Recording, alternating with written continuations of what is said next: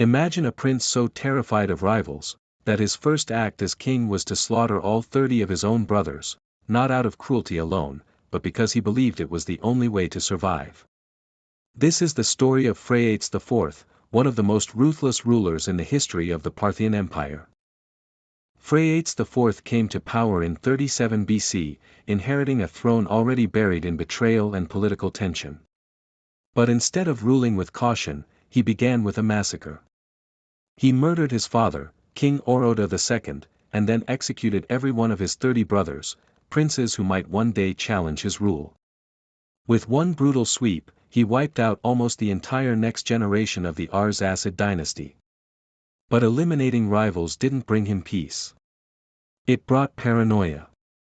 Phraates IV spent much of his reign hunting conspirators, crushing rebellions, and fearing the same kind of treachery he had committed. Even the powerful Parthian nobles began turning against him, horrified by his brutality. Meanwhile, Rome was rising.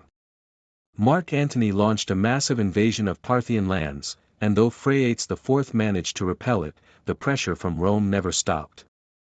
Eventually, fearing revolt at home, he even sent some of his own sons as hostages to Rome, a humiliating move for a king who had once murdered his entire family to protect his power. In the end, it wasn't Rome that killed him, it was poison. His Italian concubine, working with Parthian nobles, quietly removed him from the throne, the same fate he had dealt to so many others. The life of Phraates IV shows the darkest edge of ancient kingship, when the greatest enemy of a king is the fear inside his own palace walls.